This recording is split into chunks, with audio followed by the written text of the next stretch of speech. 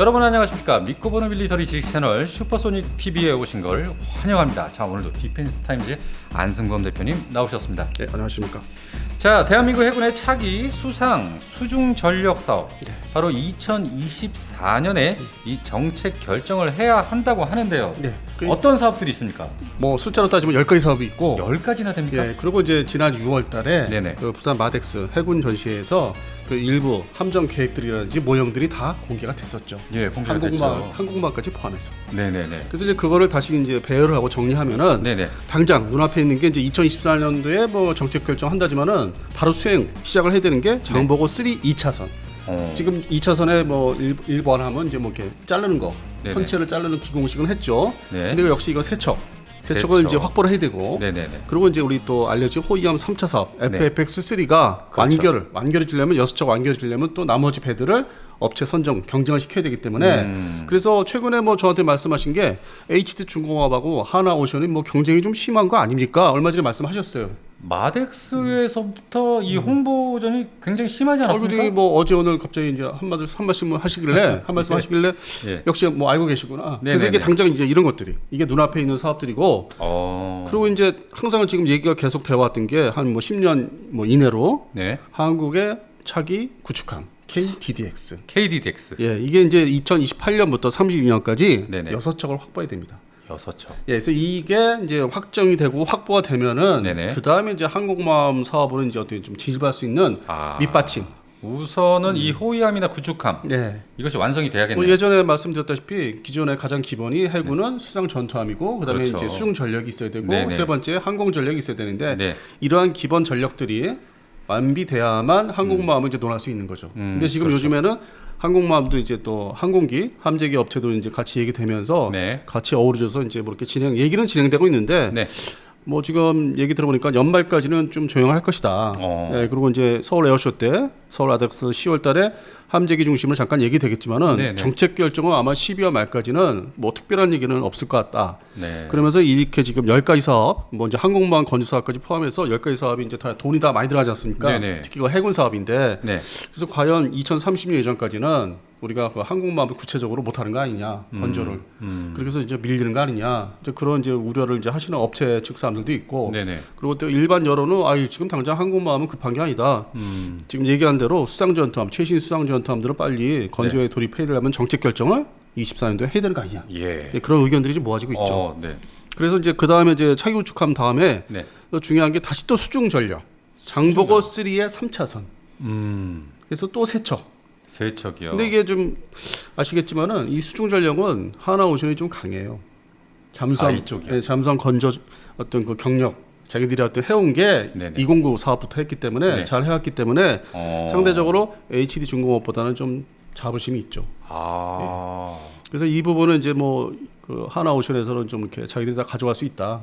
좀 그런 자신감이 지금 앞서고 있죠. 그래요? 그래서 이제 지금 장보고 3 3차선까지 말씀을 드렸고 네. 그러면 다시 또 이제 호위함으로 넘어가야 됩니다. 호위함 그렇죠. 4차선. 4차선. 네, 네 번째. 그래서 네. 이게 뭐 3차선하고 4차선하고 사실 근본적으로 뭐 차이가 없다는 얘기가 지금 돌고 있어요. 그 어떤 선체 구조라든지 네. 크지 않을 것이다. 네. 그런데 어쨌든 30년부터 34년도 사이에 6척을 건조 확보를 해야 됩니다. 6척.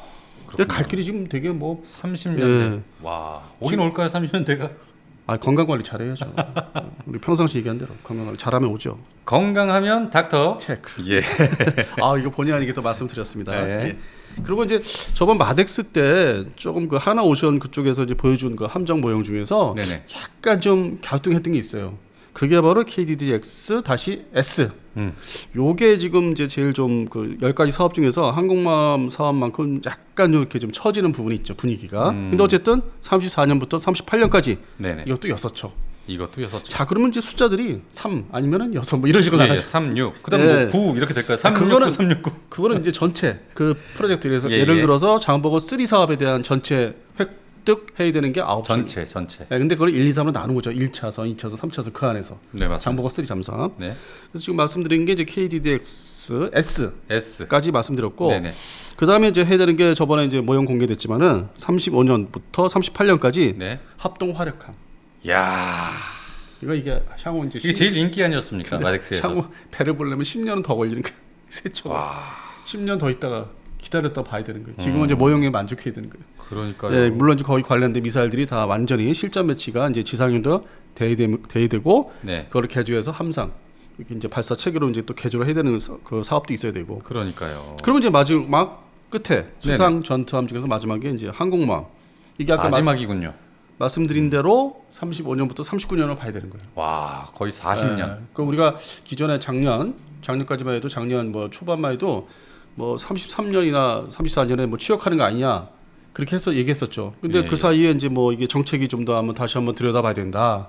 함재기 문제도 있다. 그래갖고 네네. 지금 물속에 들어가 있죠. 검토를 좀 한참 하고 있고. 와, 예. 2040년이면 네.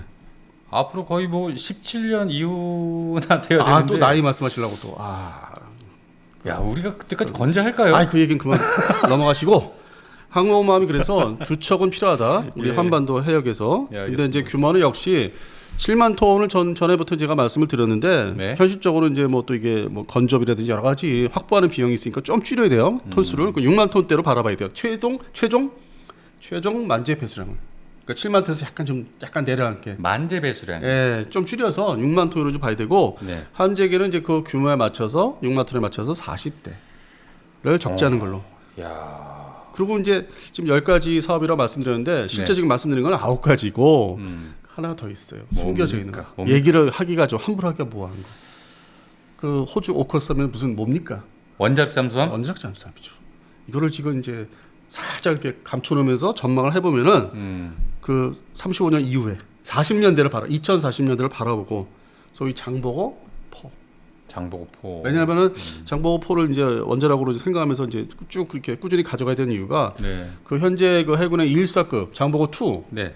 그 9척 잠수함이 사실 좀 힘들게 만들었어요. 독일제를 갖다 놓고. 그랬죠. 네, 그리고 HD 현대중공업하고 이제 그 하나오션이 서로 이제 막 그거 가지고 막 그 문제가 있었고 처음에 초기에 네. 획득 초기에 2006년 7년도에 네. 그러다 보니까 이제 대체 연도가 다가오고 있어요. 벌써 세월이 흘러서. 네. 그래서 앞으로 우리가 이제 최종 차기 잠수함 하면은 원자력 잠수함을 가야 된다. 근데 대체는 이제 214급을 대체하는 거다. 장보고 2. 그래서 그거를 35년 이후 실제 확보를 이제 하면은 언론에도 이제 많이 나왔지만은 2040년대. 그래서 난 지금 이제 거꾸로 말씀드리고자 하는 게. 네네. 그러면 이게 돌아다니고 작전하면 2050년대인데. 그렇죠. 우린 둘 다 지구에 없을 거. 제가 먼저 없나? 아니 근데 또 100세 시대 아닙니까? 살면 뭐해? 기운도 없는데 뭐 이런 것도 못 할 텐데. 그러니까 건강하게 살려면은 운동도 많이 해야 되고 밥도 잘 먹고. 그런데 이제 이게 내년에다 정책 결정, 기본 정책 결정해서 이제 앞으로 사업을 이렇게 펼쳐서 가겠다 하는데 최근에 며칠 전에 뭐 7월 들어서서 이상한 뉴스 하나 나왔어. 뭡니까? 그 좋아하시는 OPV. OPV. 그거 현대중공업, HD 현대중공업 중심으로 네네. 뭐 이게 이제 발표가 됐죠. 할 수 있다. 근데 이게 복잡한 배는 아니에요. 단순한 배인데 네. 원양 초기함. 뭐 우리 내해도 있다가 뭐 이상한 게 있으면 쫓아가봐야 되니까. 그렇죠. 아니면 뭐 지금 해적 얘기가 네. 기존에 이제 아덴만이었는데 네. 이 말레카 해협도 지금 계속 얘기가 나오고 있거든. 그래요? 네, 일본은 지금 보내고 있어요. 말레카도. 그 해상 자위대뿐만 아니라 이제 해상 보안청이 보내는데 우리가 뉴스를 잘 접할 수 없죠. 국내 뉴스에. 그래서 우리가 이제 염두에 많이 두고 있어요. 근데 요게 또 한편으로는 일본 그 해상 자위대가 배가 모자라잖아. 중국 해군 대비해서. 그렇게 하면 그렇죠. 그래서 일본 해상자위대도 지금 발표한 게 무장을 최소한 뭐 30mm 기관포 하나만 다는 이런 OPV 초기함을 지금 건조하겠다. 근데 국내에서는 이게 뭐 아주 섹시한 배들이 아니니까 네네. 언론에서 안 타.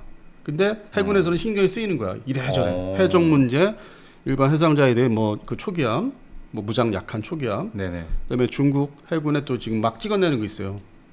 그 1,500톤짜리 그것도 신경 쓰이고 하니까 숫자상으로 보강을 하려면은 OPV 우리가 필요한 거야. 6척 이상. 근데 이게 특징이 그 이제 선체를 이제 모형을 이제 컴퓨터 그래픽으로 공개했는데 그 자폭 드론이 좀 핵심 무장인 것 같더라고요. 자폭 드론 발사해서 그냥 뻥 하고 가서 뽀개는 거.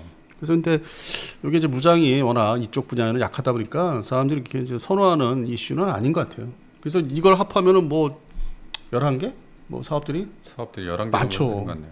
근데 제가 이렇게 말씀드린 들어오기 전까지는 그냥 마덱스 수준의 뭐 숫자만 생각하셨죠. 그 가지수가. 아, 저야 잘 모르니까요. 네, 그래서 예, 이게 예. 이렇게 많다는 걸 지금 오늘 말씀드렸습니다. 아, 역시 이런 얘기는 전문가를 모셔놓고 해야 되는 게 맞아요. 그래서 저 뭐 솔직히 이 얘기가 이제 쭉 하니까 그 다음에 저도 궁금해지는 게 네. 공군은 뭐 어떻게 할 거냐. 그러니까 뭐 공군은 어떻고 육군은 어떻고. 그리고 또 해병대는 어떻게 할 거냐.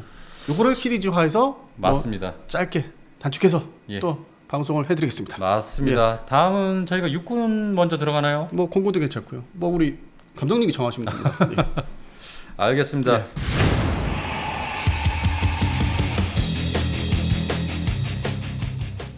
저희가 첫 편으로 해군 보내드렸고요. 아무래도- 그다음 공군 해드렸고요. 예, 아무래도 뭐 해군편은 마덱스 때 공개된 모형들이 많아서 네네. 그거 중심으로 이렇게 좀 소개를 간단하게 좀 한 편이고 네네. 근본적인 문제까지 안 들어갔고 아직 그렇죠. 거기서 상당히 뭐 내용이 복잡해요. 또 뭐 너무 복잡합니다. 내부로 들어가면은 뭐 또 여러 가지 용어들이 새로운 용어들이 나와서 네. 일단 함정, 차기 함정들 중심으로 소개를 해드렸고 네, 공군편에서는 또 생각지 않게 인력 수급이 네. 가장 급하다. 소위 뭐 그러고 또 보니까 육군에서는 네. 이건 뭐 육군의 병력 문제는 뭐 널리 알려졌기 때문에 그 부분을 얘기할 필요는 없는 것 같고 그렇죠. 예, 많이 알려져 있기 때문에 꼭 중요한 얘기만 할 건데 네. 뭐죠? 근데 이게 살펴보니까 네, 육군이 타군에 비해서 좀 밀리는 부분이 있더라고. 어떤 부분입니까? WMD 대응 아. 대량 살상 무기 대응할 수 있는 뭐 전력과 부대가 네네. 아직은 오늘 현재까지는 어. 조금 이렇게 대책이나 대응력이 좀 떨어져요. 그러니까 공군 중심이 돼 있는 거 현재 미사일 대탄도탄이라든지. 그러니까 대한민국 모든 전력들이 그래서 이제 첫 번째가 공군 중심으로 돼 있고 네. WMD 대응은 두 번째가 이제 해군 이지스함에서 발사하는 체계들. 네, 그래서 이제 육군이 좀 떨어져 있더라고요. 육해공 중 육군이. WMD 대응이. 예, WMD. 예, 그러다 보니까 이제 육군에서는 또 그래도 이제 뭐 좀 내세워야 되잖아요. 근데 예전에는 불과 이제 한 1년, 2년 전만 해도 그 워리어 플랫폼을 많이 강조를 했는데 그렇죠. 올해 들어와서는 그것보다는 좀 변했어요? 역시 유무인 복합 멈티를 이제 확 내세우면서. 다 그냥 유무인 복합이야. 근데 이제 이게 중심이 일단은 첫 번째는 네. 육군은 네. 날아다니는 그 기동 헬기 부대 헬기 중에서 새로 나오는 국산 LH 예, LH 중심으로 이제 유무인 복합 멈티를 이제 하겠다고 대대적으로 지금 이제 홍보를 하고 있죠. 그래요. 근데 이제 그게 막연해요. 그 뭐 전시회나 무슨 이게 행사 때 보면은 모형만 잔뜩 갖다 놓고 모형에 뭐 연계돼서 얘가 날아가요, 이렇게 날아가요. 와닿지가 않아요. 솔직히. 상상도죠, 상상도. 상상도나 뭐 아니면 모형을 이렇게 좀 정성껏 만들어서 이제 공개를 하는데 네. 와닿지가 않아서 좀 이렇게 알아보니까 좀 이렇게 내용이 LH가 일단 그 LH 공격 경공군 헬기에 장착된 센서가 네. TAD에서 타드라는 게 있어요. 그걸로 이제 전방을 이제 감시할 때 20km 정도 봐요. 20km. 네. 그런데 이 멈티 소위 유무인 복합으로 가면은 앞에 내세우면 무인을 네. 무인 정찰기에 EOIR EOIR. 전자광학 센서 적외선 예. 이거를 부착한단 말이에요. 예. 그럼 얘를 이제 내보내잖아요. 네. 걔 자체가 30km 본대. 얘는 20km에서 30km. EOIR 예. 그 자체가? 센서를 장착해서 내보내면은 그러면 이 산수 수학에서 합하면 몇 킬로예요? 50km. 50km. 예. 그게 이제 핵심 내용이더라고. 그러니까 이게 효과가 있느냐 없느냐에 대한 게 구체적인 이제 그 간단한 숫자 노름이 예. 여기서 나오더라고. 50km. 그래서 생존성을 일단 확보하는 거죠. 그래서 육군은 좀 이렇게 항공 헬기 쪽이죠. 네. 회전핵 쪽으로 강조하는 게 좀 와닿더라고. 현실적으로 이건 바로 될 수 있기 때문에. 그냥 상상이 아니고. 공군에 비교해서 공군은 뭐 스텔스, 무인 스텔스기다, 뭐 여러 종류를 개발하고 또 엔진도 따로 개발해야 된다. 뭐 어려워요. 공군은 복잡하고. 역시 복잡해. 그리고 ADD가 또 노력을 많이 해줘야 되는데 네네. 이 육군의 LH 중심의 유무인 복합 멈티는 카이가 좀 신경 쓰고 돈 좀 받아서 예산 받아서 하면은 2030년도 전후로 해서 다 부대 배치가 되겠더라고. 초도 부대 배치가. 그래요? 예. 이게 현실성이 제일 높아 육군이. 그래서 네. 이제 이 LH가 그렇게 하면 되고. 네. 그래서 이게 또 구체적으로 우리가 기억에 그 2003년도 이라크전 보면은 미군이 아파치를 그냥 단독 작전을 들여보냈다가 뭐 그냥 피탄 많이 맞았죠. 뭐 격추된 것도 있지만은. 네. 그래서 그 이제 20년 전에 그 사례가 있었기 때문에 비교를 해봤어. 네. 우리가 독자적으로 LH를 가지고 유무인 복합하면 생존성이 어떻게 높아지고 타격을 어느 정도 하나. 그것도 이제 데이터가 나온 게 네네. 아파치의 경우는 그냥 그렇게 해서 보내면 그 미국식의 유무인을 하면은 62%의 생존성밖에 못 얻어. 실제로 이게 덩치도 크고 뭐 여러 가지 복잡하니까. 근데 우리가 이제 하면은 우리 그 LH 중심으로 하면은 생존성이 88%까지 올라간대. 그래요? 예. 그리고 이제 타격 효과는 72% 이상. 그러니까 미국 거보다는 우리가 훨씬 더 좀 높네요. 효용성이 높더라고요. 예. 그래서 이게 빨리 해야 되겠다. 이거는 진짜 지체하지 말고 예. 공구는 좀 롱텀으로 이제 길게 보고 하는 거고 네네. ADD 중심으로 주체가 아직 거기는 뭐 카이냐 대한항공이냐 뭐 그 선발도 좀 해야 되고 좀 네. 복잡해요. 아직 과정이 많이 남았는데 네. 이 육군의 회전의 전력에서는 카이 중심으로 하면은 좀 빨리 우리가 획득을 하겠더라고. 현실적으로 생존성을 높이고. 그래요. 그리고 이제 이게 LH가 이제 양산이 이제 곧 착수가 돼요. 네. 실전 부대 배치하기 위해서 뭐 교육사 밑에 뭐 항공학교 배치하는 것도 그래서 올해 연말부터 해서 내년에 물건들이 이제 전달되면은 바뀌는 거죠. 체계가 기존에 500MD 체계에서 완전히 이제 탈바꿈을 할 수 있죠. 완전히. 예. 그리고 저번에 말씀드린 AH-1S 코브라는 또 별개로 이제 뭐 또 이렇게 분리해서 하려고 하는 것 같아요. 사업을 또 따로. 그래요? 예. 좀 더 LH로 대체하는 게 아니고요? 실제 원래 이게 대체하려고 했지 않습니까? 아니 이게 처음에 오랜 저 10년 전 이상 되는데 네. 처음 이 사업을 발주했을 때는 코브라는 사실 미디엄급으로 들어가기 때문에 그게 아니에요. 그래서 이게 다 합쳐버린 거야. 소요 제기할 때 숫자를 늘리기 위해서 다 합쳐버렸어. 네. 공군도 그랬어요. F4, F5를 다 합쳐버렸고. 네네. 그런 좀 이렇게 딱 베껴보면 다른 뜻이 있어. 어. 그래서 일단은 500MD 토우형하고 이제 스카우트형을 대체한다고 보시면은 그래서 소요가 처음에는 220여 대였는데 줄었잖아. 170여 대로. 그게 일선에 지금 배치해 있는 500MD 토우하고 500MD 스카우트기를 딱 그 숫자 비슷하게 맞아. 전방에 있는 거의 항공 여단들 보면 배치된 거. 근데 지금 헬기 중에서 이 500MD를 개조해가지고 이것을 무인화 전력으로 쓰는 것이 지금 가장 먼저 개발되고 있지 않습니까? 한물 갔죠. 대한항공 주도로 했다가 한물 네. 갔지. 네, 지금은 또 끝났어? 그거는 얘기 안 했지. 얘기 안 해요. 끝난 사업이에요? 이미 다 이렇게 밀어놓은. 저리 가 이러고. 그래요. 물론 이제 저걸 보신 것 같아. 그 네네. 전시회 때 보면 나이도 그게 어디선가 나타나는 경우가 이제 네네. 간혹 나타나는데 그거를 보신 것 같으네요. 그랬군요. 예. 알겠습니다. 다음 얘기.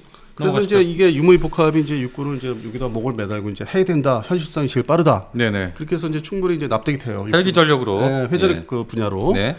그러다 보니까 올해 들어와서 시원하게 워리어 플랫폼이 좀 사라졌죠. 사라졌다기보다는 얘기가 홍보가 확 줄어들었어. 거의 뭐. 그러니까 그 이름 자체는 워리어 플랫폼이 일종의 넓게 해서 타이거 4.0으로 바꿨어요. 네. 작년에 타이거 뭐 호랑이 4.0으로. 그래서 그게 지금 현재 그러한 뭐 차량용 장갑차, 그다음에 여러 가지 그 계열 차량들이 있지 않습니까? 네네. 뭐 복합 비호도 있고 여러 가지 있는데 네. 그걸 다 합해서 이제 기동화된 부대를 이제 시범 여단을 만들었죠. 네. 그게 바로 이제 25사단의 70여단. 그래서 그 부대가 이제 만들어졌는데 시범 여단이잖아. 네.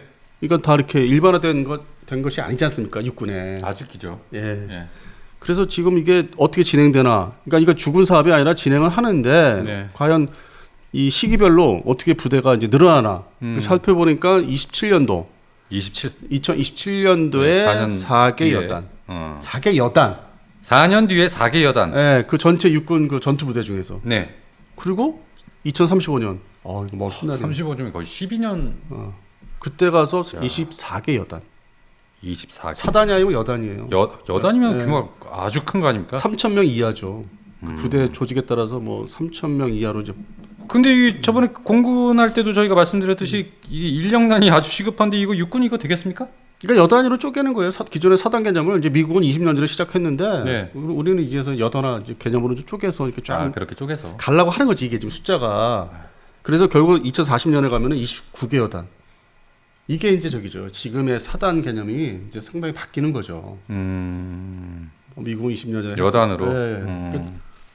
그 병력이 부족하니까 줄이고 정형화시키고 화력을 강하게 하고 뭐 정찰 능력, 감시 능력을 더 높인다. 화력도 세게 하고 알차게 만든다 부대를.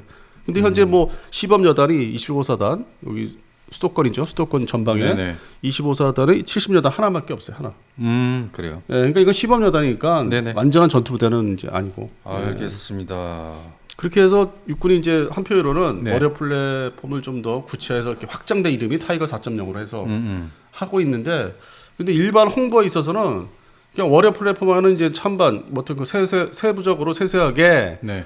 그 착용하는 뭐 장구라든지 뭐 방탄, 그 다음에 총기로의 문제 때문에 많이 지적을 받았어요. 워리어 플랫폼이 네. 그 이름 자체가. 네네. 그래서 타이거 4.0을 바꾼 것도 있어.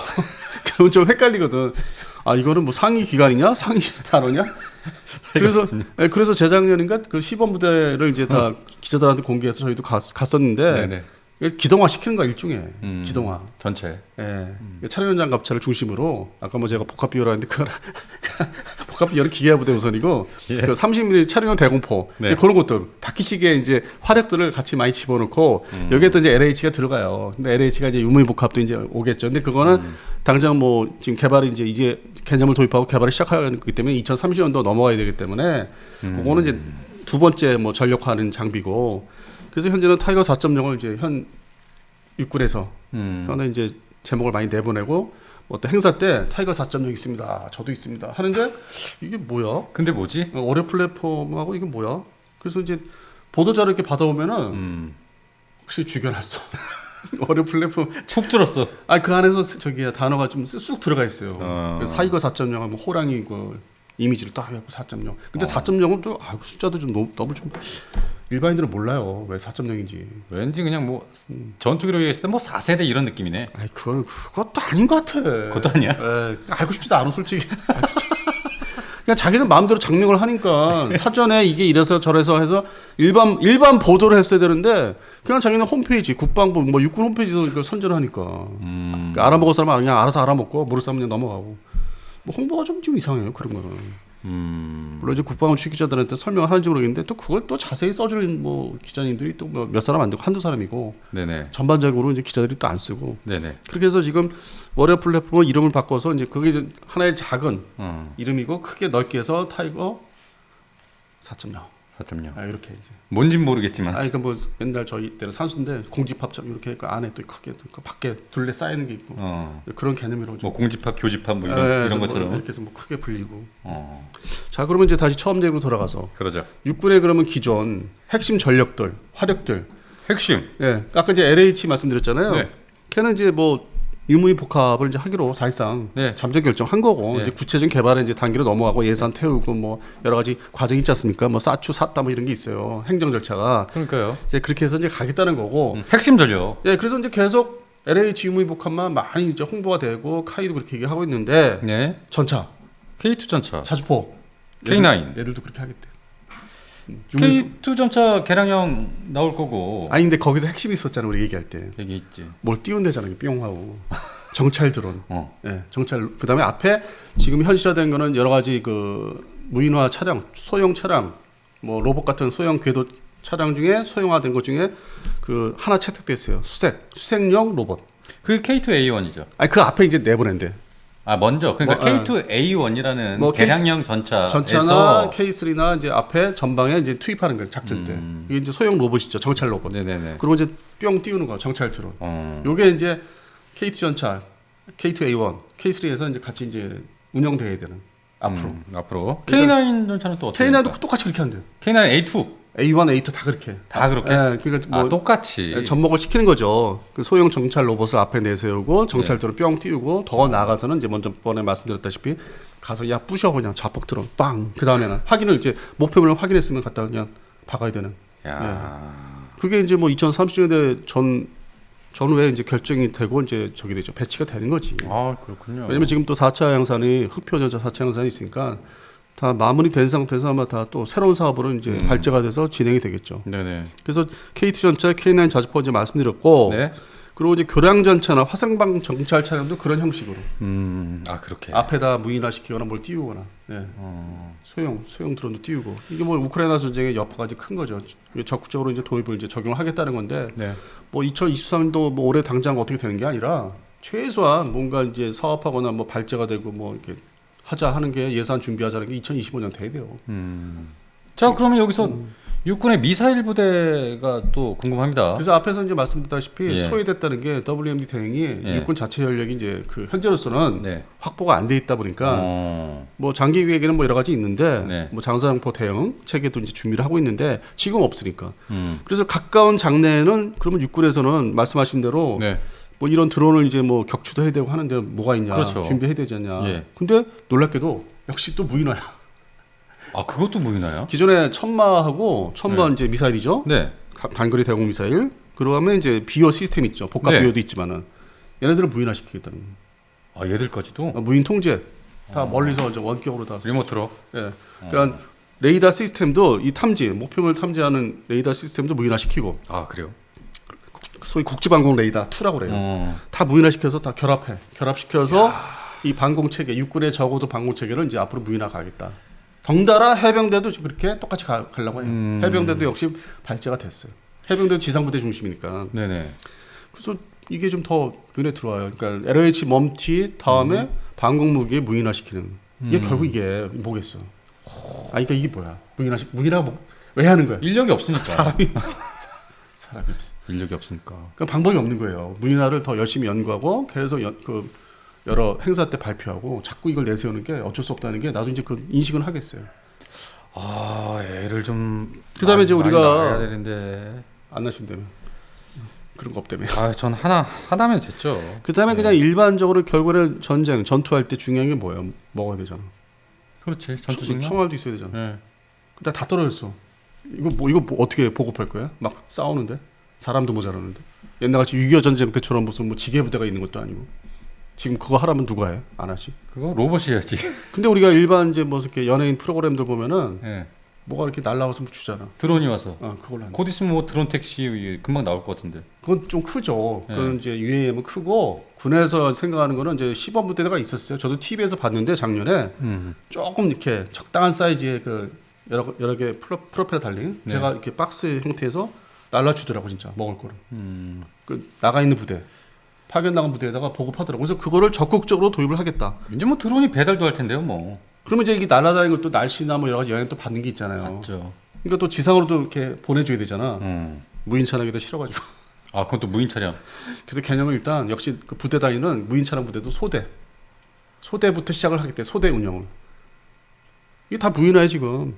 처음에는 그냥 제목이 멈티였다가 들어가 보면 다 사람이 모자라는 거야. 결국에는 무인하네. 예. 뭐 해군은 워낙 뭐 승조원 없으니까 항공만 하지 말라고 그런 것도 있고. 예. 그러니까 공군도 그렇죠. 네. 육군이 제일 심한 거지 지금. 무인화로 갈 수밖에 없는. 당연하죠. 그래서 지금 네. 방산업체들 중심으로 뭐 ADD나 아주 난리가 났어요. 무인화가 그냥 대세다. 이거 안 하면 죽는다. 어쩔 수가 없어. 그런데 그 다음 게 또 기다리고 있네요. 또 TV나 뭐 여러 가지 뭐 언론에서 나오는 대로. 네. 뭡니까? 그러니까 옛날에 터미네이터 영화 시리즈 보면 내가 아까부터 터미네이터 얘기하려고 그랬어. 빵빵빵 음악 나오면은 그 있잖아. 따단딴딴딴. 그거는 이제 어떤 그 금속 계통 그 형상적인 그건데 예. 과학이 AI. 결국 이게 보통 AI가 지구를 멸망시키잖아.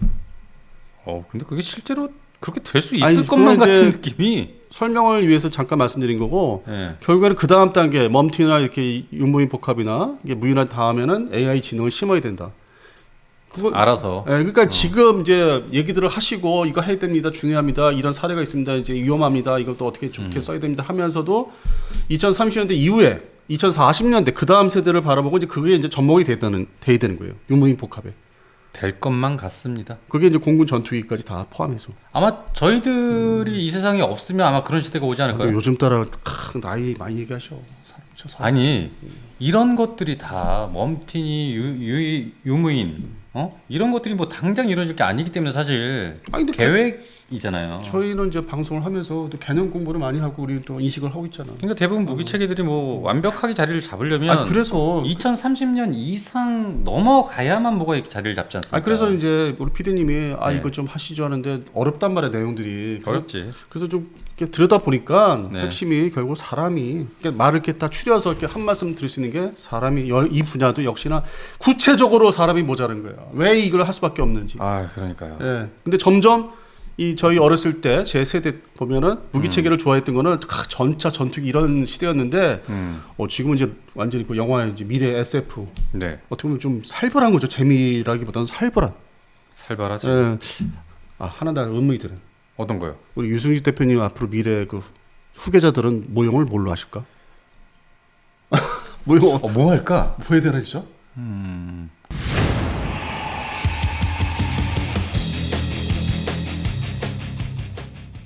여러분 안녕하십니까? 믿고 보는 밀리터리 지식 채널 슈퍼소닉 TV에 오신 걸 환영합니다. 자, 오늘도 안승범 대표님 나오셨습니다. 안녕하십니까?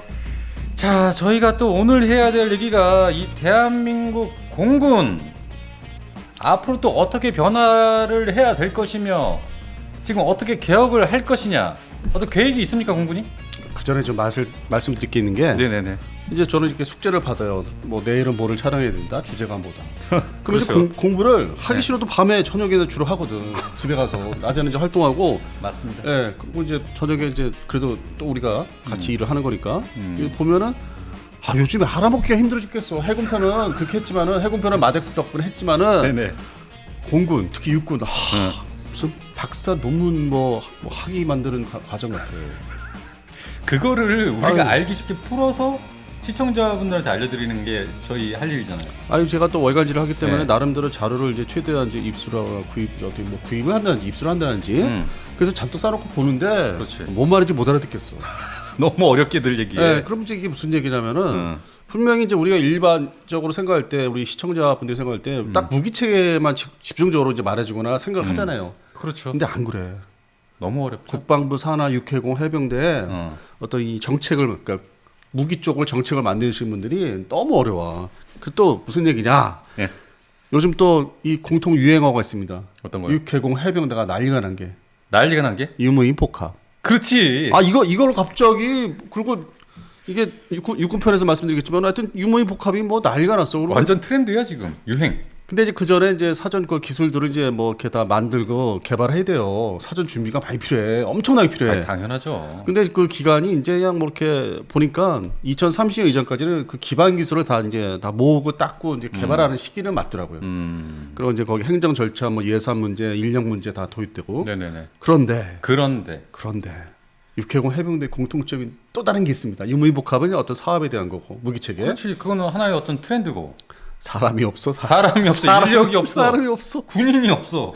그러면 이제 이러한 무기체계들을 도입을 하면은 특히 공군 이게 누가 운영을 해야 되잖아. 어쨌든 뭐 이게 다 무인화 시킨다고 해서 무슨 우리가 뭐 터미네이터 영화 보듯이 다 뭐 자동화되는 게 아니에요. 그럼요. 사람이 있어야 이렇게 어디 본부가 있어서 앉아서 뭐가 이렇게 컨트롤, 통제 본부도 있어야 되고 그런 건 필요해. 그렇죠. 예, 뭐 날려 보내더라도.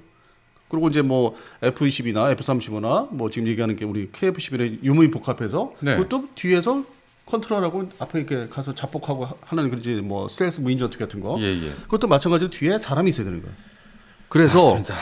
현재 공군에서는 걱정하는 게 음. 2026년까지 몇 년 한 4년 남았나요? 3, 4년? 뭐 3년? 간부가 예. 소위 간부라고 표현하는데 2,400명을 충원을 해야 된대요. 그리고 군무원은 400명이 더 필요하대. 그러면 요게 뭐 때문에 이러냐? 어떤 무기체계 때문에? 네네. 거의 3,000명 넘죠. 그렇죠. 요거 인원이 왜 필요하냐면은 지금 그 공군의 글로벌 호크라고 해서 그거도 무인정찰기는 이제 사천 비행단에서 이제 비행 그 기지에서 운영을 하는데 네네.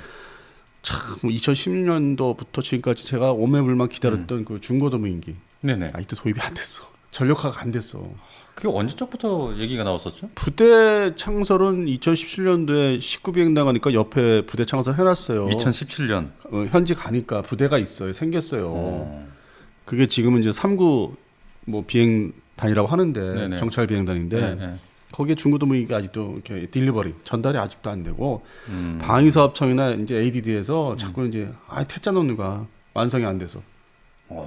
오랜 기간 이제 그게 그러니까 이게 전력이라는 게 유무인 복합 멈틀 얘기하는데 이 대한민국 국군은 이 특히 최신형 그 무인기 정찰기죠 공격기단이 아직도 핵심 그 전력이 들어오지도 않은 거예요. 그런데 너무 오네. 그런데 언젠가는 조만간 언젠가는 받겠죠. 또 이렇게 수습해서 내놓아야 되는 물건이고 뭐 에어쇼 때만 보여주면 뭐 다가 아니니까. 그렇죠. 근데 그거 관련돼서 또 인간이 또 부족하다는 게 사람이 너무 없다. 네. 어디서 이게 깨는 거야 이게 사람. 저희 딸아이가 지금 고등학교 1학년인데 한 반에 지금 28명. 저 때는요 70명이 기본이었어요. 70명이. 저 때는 60명이요. 좀 차이가 있구나.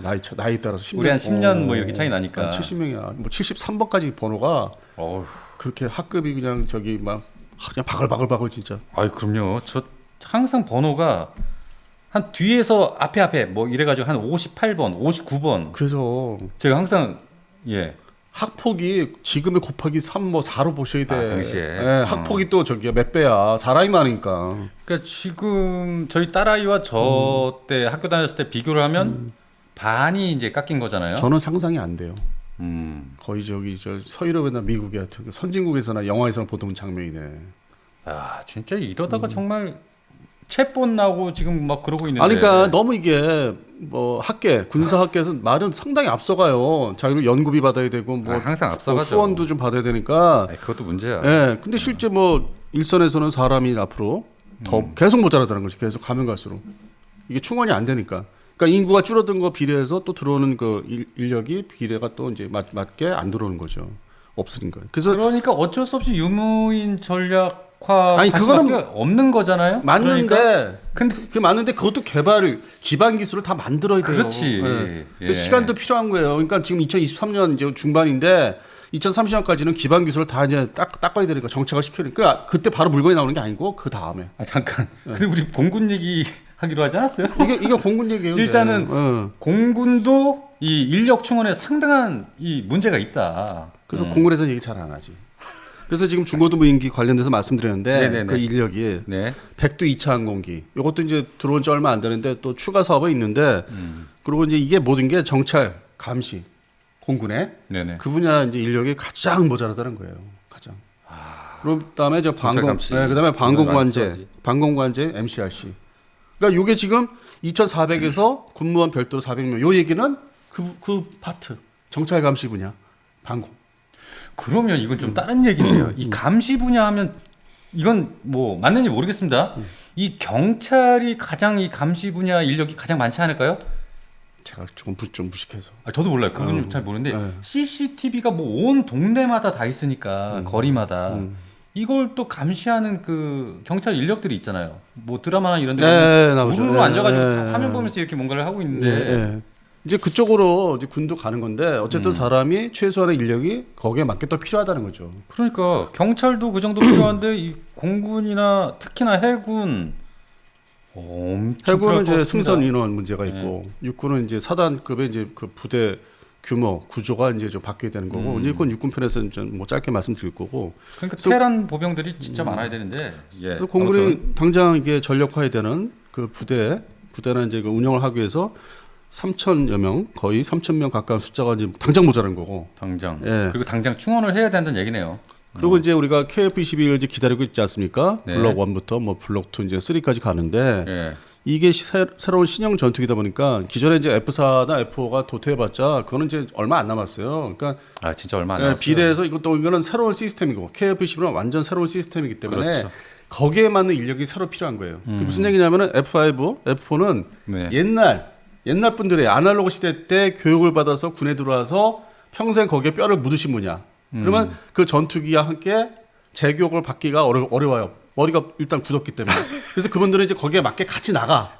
전역을 하거나 이제 뭐 예편을 하거나 네네네. 뭐 같이 나가는 거야. 그러면 그것도 빈 공간이 생기죠. 전체 공군의 인력에. 네 맞습니다. 그리고 전투기는 KF-11이 새로 들어오고. 네네. 그러면 따끈따끈한 이제 신세대 거기에 맞는 컴퓨터 세대가 와서 자리를 채워야 되고 차지해야 되는데 그거 관련돼서 120대는 이제 KF-11이 일단은 120대인데 네. 공식적으로 이제 확증된 게 예. 거기에 맞춰서 27년부터 그러니까 이제 KF-11이 2026년부터 이제 나오긴 한다 하는데 네. 27년부터 간부가 2,800여 명. 이건 아까 앞에 얘기하고 별개입니다. 별도로. 간부가 2,800여 명, 군무원이 280여 명. 그래서 토탈 예. 2030년까지 5,000명 정도가 충원을 해야 돼요. 근데 공군의 입장에서는 이게 5,000명. 상당히 큰 일이에요.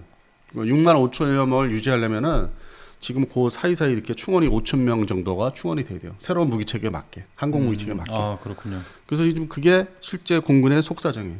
뭔데 대외적으로 이제 뭐 발표할 때 언론 통해서 발표할 때 아니면 국방부 취직자들 상대로 브리핑할 때는 멈티합니다. 우리도 멈티.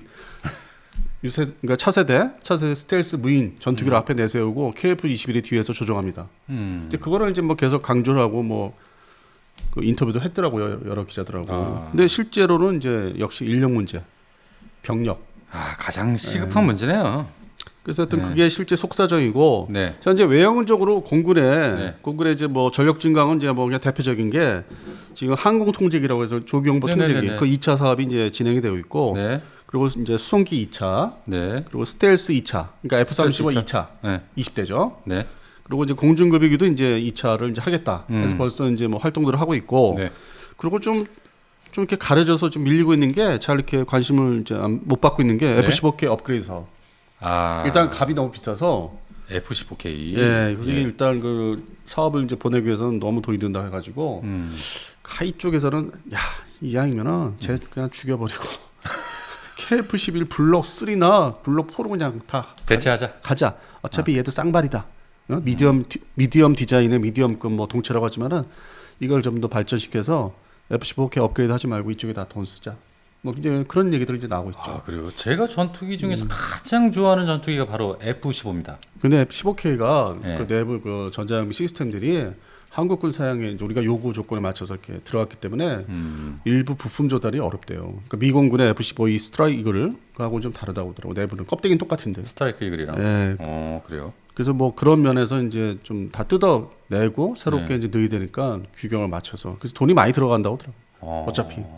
근데 지금 기준으로 해서 제가 F-15K를 처음 이제 야 들어오는구나 뭐 이렇게 막 좋다 했던 게 2005년 10월달 이렇게 오늘같이 비 오는 날 이렇게 비 오는 날 성남 너무 온다. 비 오는 날 성남공에 막 그냥 비가 예. 쏟아지는데 두 대가 들어왔던 게 2005년 10월달이라고요. 아. 그럼 지금 몇 년도야?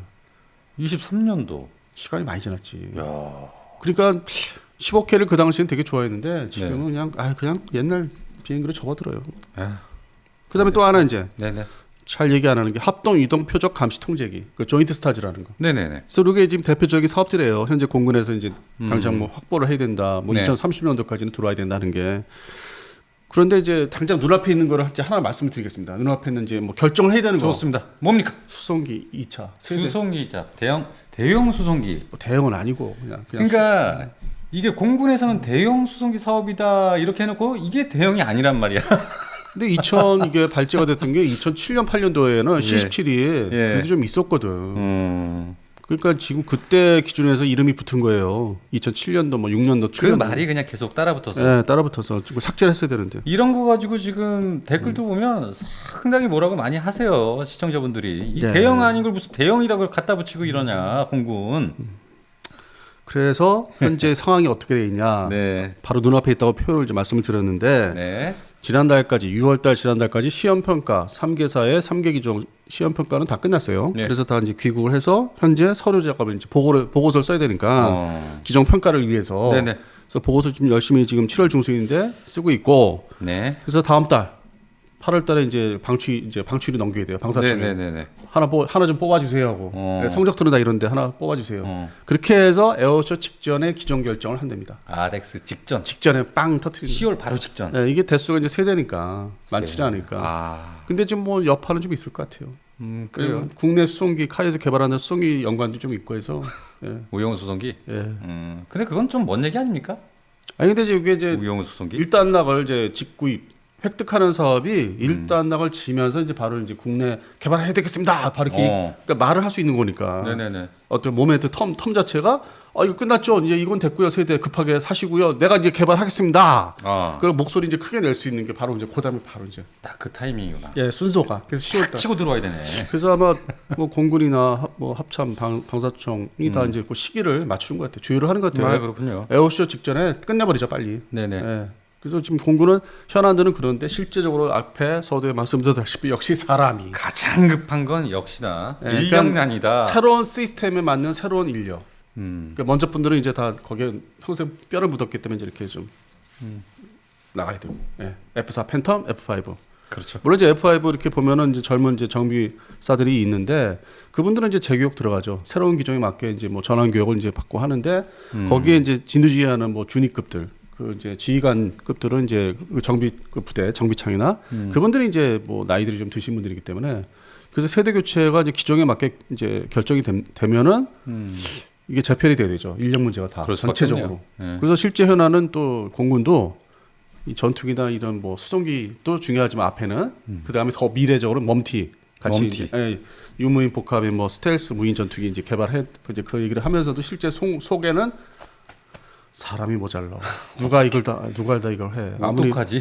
멈티도 결국 사람이 뒤에서 해야 되는데 뭐 그런 걱정이 지금 있다고 합니다. 아, 그렇군요. 아, 저희가 여기까지 이렇게 좀 얘기를 해봤는데 공군 무엇이 변화되어야 하나, 뭐 앞으로 뭐 들어오거나 변화될 것들은 얘기했는데 결국 오늘의 결론은 인력난이네요. 그렇죠, 똑같아요. 뭐 우리가 해군 편했지만은 뭐 해군은 뭐 대표적으로 승선 인원 때문에 다들 이제 막 그 댓글들을 보면은 사람은 있냐? 사람은 있는 거냐? 하면서 한국말은 왜 하는 거냐? 사람도 없는데 네. 그런 댓글이 많이 달렸잖아요. 네. 알겠습니다. 오늘 지금까지 지금 이 시간까지 보고 계시는 분 방송 안 끊고 안 나가시고 오늘은 제가 편집을 안 합니다. 이거 뭡니까? 그대로 제가 오늘 내보낼 겁니다. 그런 겁니까? 예. 저 모르고 했는데요.